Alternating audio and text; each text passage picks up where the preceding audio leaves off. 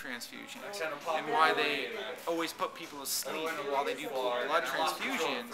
And it's because the people that they're transfusing the blood with, they like mix and come out within. And there's also reports of people doing like heart transplants, lung transplants. And this one girl was actually recorded. She came out of it after this heart transplant, lung transplant of another male from a motorcycle crash. She came out, and the first thing she said when she woke up was, "Man, I need a beer and some Kentucky Fried Chicken." And a dude's she heart. doesn't eat Kentucky Fried Chicken or drink beer. And it's just, I don't know. It's really weird. I know. You've heard of that stuff. I've heard it. I've heard it. Like, she's got this other person's heart, like and part of their soul, it's like, man. yeah, it's like part of their soul, or part of their consciousness, or whatever you want to call it, was taken inside that heart as a storage unit, I suppose, and then put into her. So it kind of meshed with her personality, and it we're kind of told became. it's just our brain, but really, there's more to it. Yeah, there's definitely something more to it, man. Definitely. So, and that's what we're trying to chase after. yeah, that's what we're trying to figure out. But the beginning steps to that is acknowledging that that's there in all of us. Like, we all have this voice trying to guide us to a better, more positive position. We all got it. It's just a matter that a lot of us won't acknowledge it. And the whole idea of people subscribing to this Big Bang, Big Bang explosion, accident, cells cause this and that, where does consciousness come in that? Ants can sit here and build a huge ant hill with all these chambers and all these food storage areas.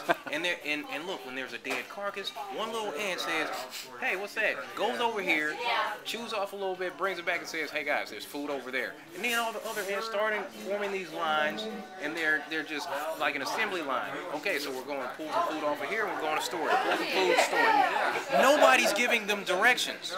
They're not really communicating. They just all know what to do because they're connected with nature. They're connected with that inner thing that connects us all to nature. Same with turtles, man. They do, like I said, I watched a video recently of when these turtles come out of the sea, and all of a sudden they just know, they cross in, and they know that something's trying to kill them. They better get to that sea before it happens. Yeah, like, and then they're running.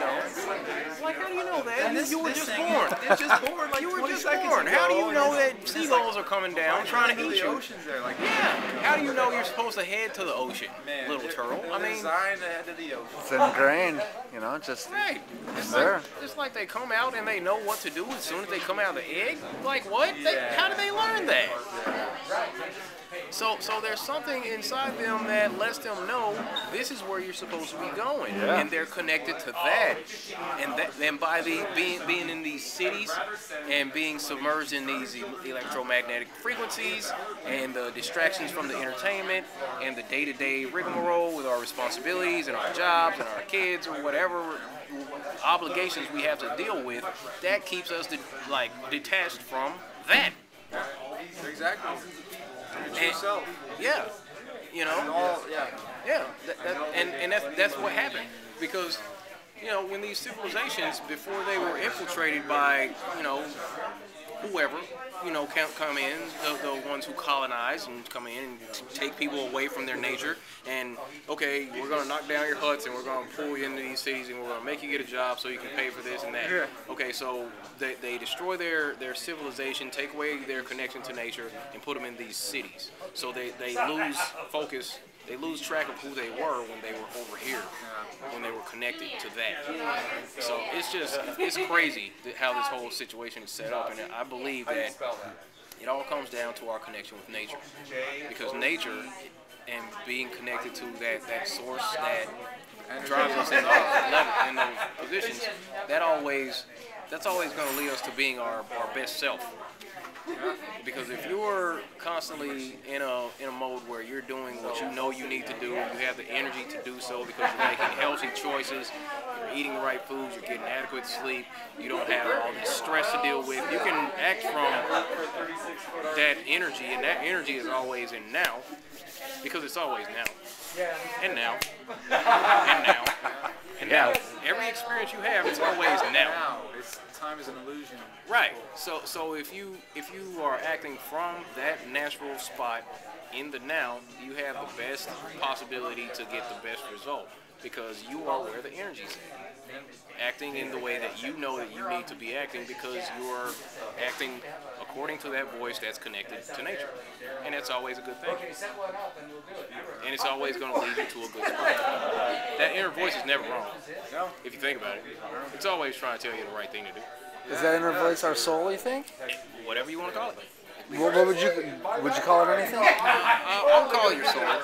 Okay. I'll call it like your higher self. So then if we can clone a person, do you believe that the soul is cloned or that they're soulless? Gee. I'm going to go with soulless on that one. Okay, so then if someone's soulless, they wouldn't have a consciousness, so they would be almost evil, intermittently evil, right? It's like soullessness and, Yeah. you can start getting back into the Matrix side of things. Oh, yeah. You know, that we are in a program and that there's people out there that are just part of the program. You know, they're a person, they have their life, they do their things, they believe what they believe, but ultimately they come from a true source. Yeah. And they're just a fractal of that true source, right? But you're just your own entity, your own fractal of that source. But I wouldn't say you mean more, but I don't really know truly how to put that, but it's just like they're just part of the program, but you are the people that are waking up, Right. us, the people watching this. Yes. We are in it for the experience in itself. And that's why we're awake and we're starting to see this illusion that's in front of our eyes. Whatever else is just sleeping and going about it. And they'll fight with you to the death. Oh, and they'll just man.